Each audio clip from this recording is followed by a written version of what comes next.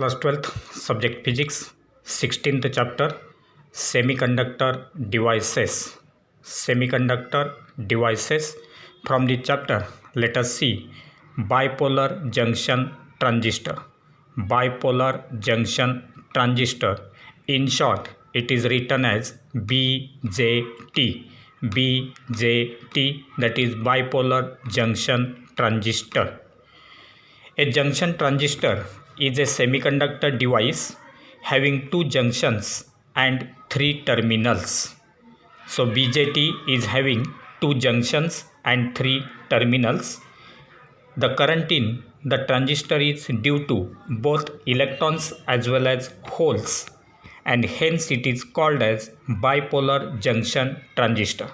So in case of a transistor, the current is due to both the carriers, that is electrons as well as holes, and therefore it is called as bipolar junction transistor. A transistor has three doped regions which form the structure with the back-to-back p-n junctions. So if we consider the transistor, it is having three doped regions which will form the structure of a back-to-back p-n junctions. So it will be similar to that of, that is the transistor is similar to that of two p-n junctions which are connected back to back. Now there are two types of transistors, and these are NPN transistor and PNP transistor. NPN transistor and PNP transistor. Let us see first one, that is NPN transistor. NPN transistor. So if you consider the block diagram of this transistor as well as symbol and two p-n junctions which are connected to back, so it will be represented as follows. So symbol of this NPN transistor is as shown. It will be having three terminals: emitter, base and collector. Emitter, base and collector, these are the three terminals.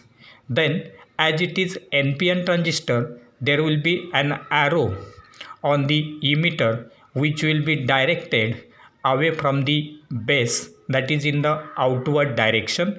This arrow will represent the conventional direction of the current. So the emitter current will flow in this direction in which that arrow is represented, and therefore in case of a transistor there will be an arrow on the emitter. Now if you consider its block diagram, then it will contain three regions which are doped regions, that is N region, P region and again N region, so that this NP region will be connected back to back with this PN, so that it will be having three terminals, that is emitter, base and collector. Now if you consider these transistors, then we can say that the transistors are nothing but it is the structure which will form two p-n junctions which are connected back to back, and therefore in case of NPN transistor, the P region of the first diode will be connected to P region of the second diode. Therefore this P region of the both diodes will be common, and therefore it will form the base of the transistor.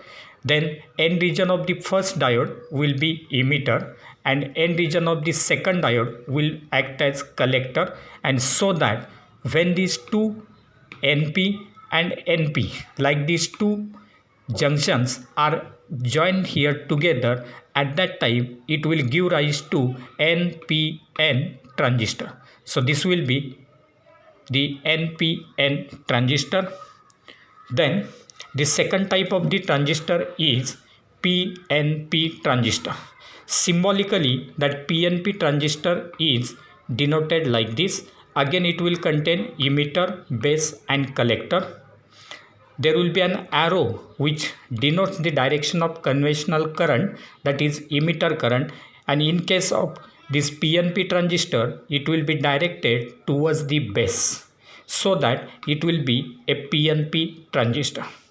Again, if you consider the block diagram of this transistor, then it will contain P and P, these three doped regions. This P will act as emitter, this second P will act as collector, and the middle N will act as the base. So in this way, PNP transistor will be shown by the block diagram. Again, we can show that the two diodes will be connected back to back so as to form the PNP transistor, and therefore in this case the N region of the first diode and the N region of the second diode will be combined together, so that we will get it as base, which is N.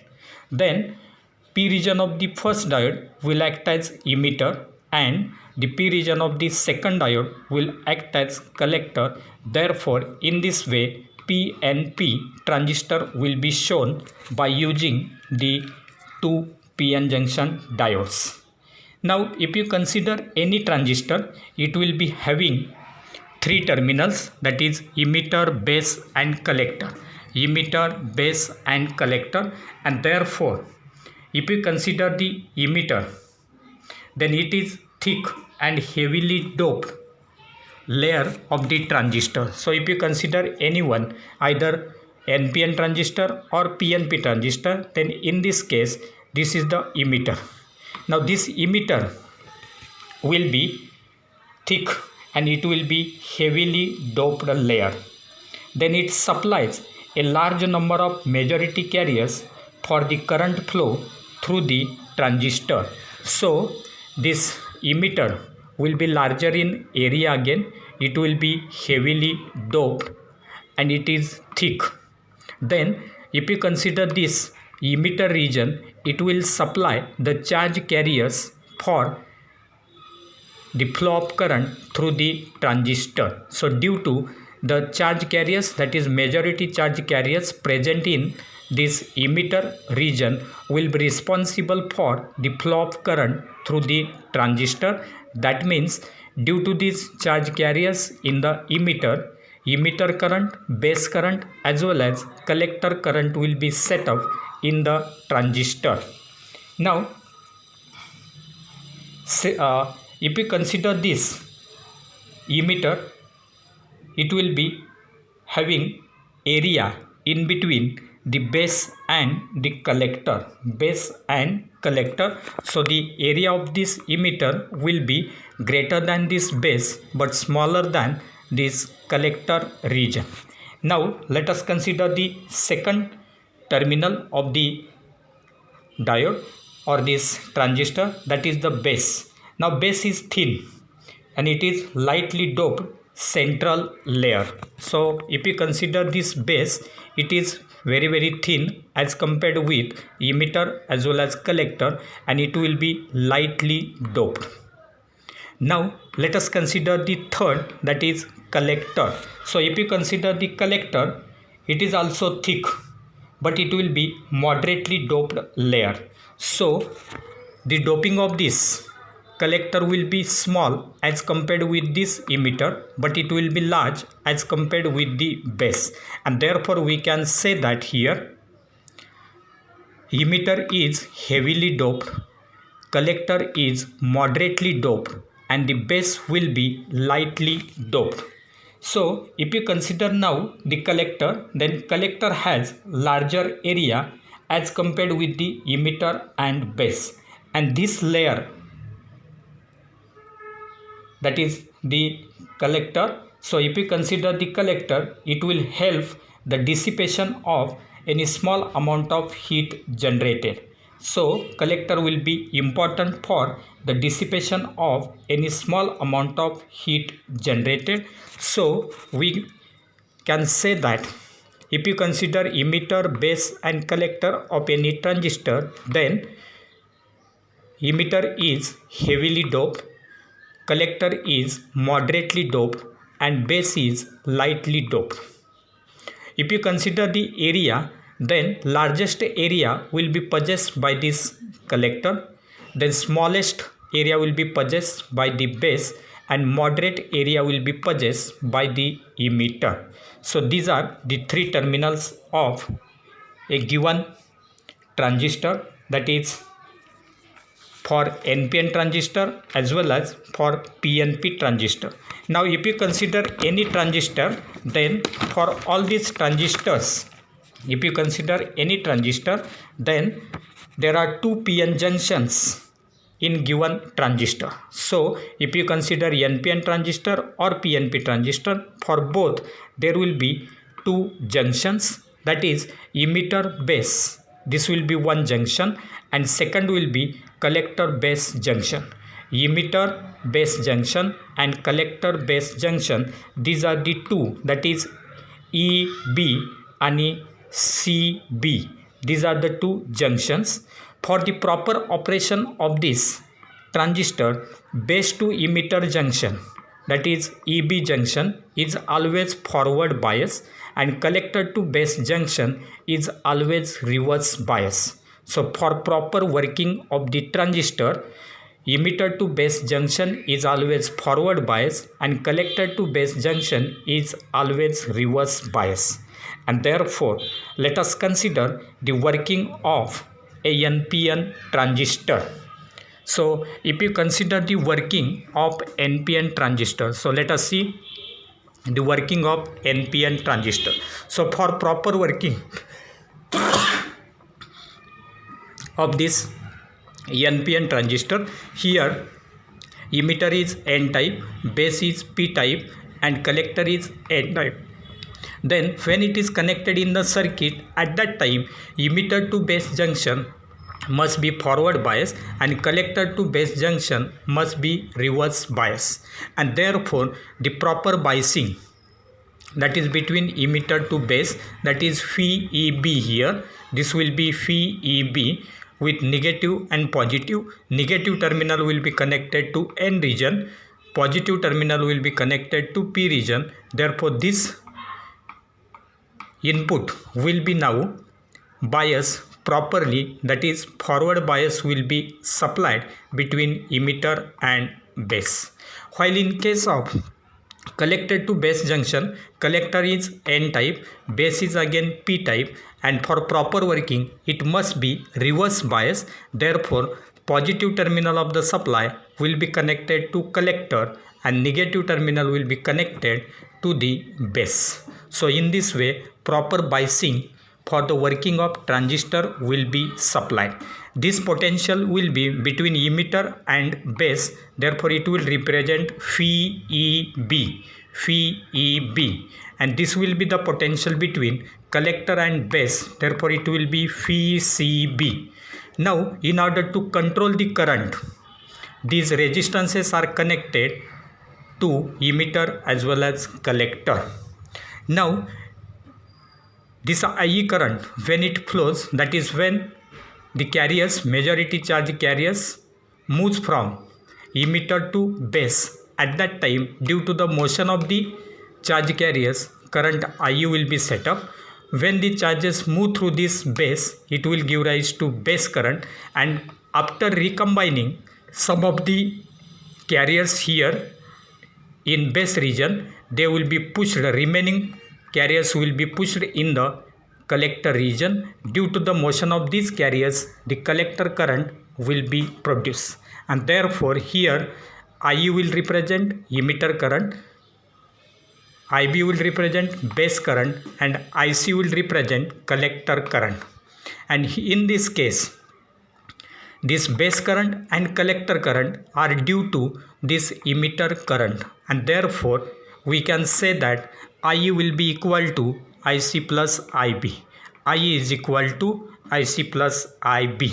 So regarding the working of this NPN transistor, we can say that when the biasing voltage phi EB is greater than the barrier potential of the material, then many electrons will enter into the base region and form emitter current IE. Now these electrons now flow through the base, causing the base current, and also flow through the collector, causing collector current. As the base is thin only few electrons are entered and diffused there into the base, and the remaining electrons will enter into the collector due to applied electric field to the collector base region. So if you consider the working of this, first of all, when proper biasing is supplied between emitter base and collector base, at that time the majority charge carriers, that is here electrons, will now move from emitter region to base region due to forward bias, and therefore due to the motion of these majority carriers, current IE will be set up. When these electrons enter into this base region, at that time base region is lightly doped, and therefore only few electrons will get recombined with the holes in this base region, and therefore due to the motion of these electrons entering the base region, base current IB will be set up. Now when few number of electrons recombine with the holes in this base region, the remaining electrons will be pushed in the collector region, that will be large in number, and therefore due to the motion of these electrons in the collector region, current IC will be set up, and therefore we can say that current entering the transistor must be equal to current leaving the transistor. So current entering is IE, currents leaving are IB and IC, and therefore we can write total current IE will be equal to sum of IC and IB. So IC plus IB. But as base is lightly doped, therefore we can say that current IB will be very small, or it will be negligible, and therefore IE will be approximately equal to IC.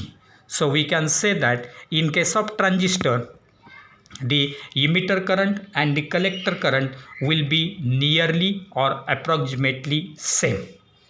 So this will be regarding working of this NPN transistor. Similar working will take place in case of PNP transistor. And now let us see the transistor configuration.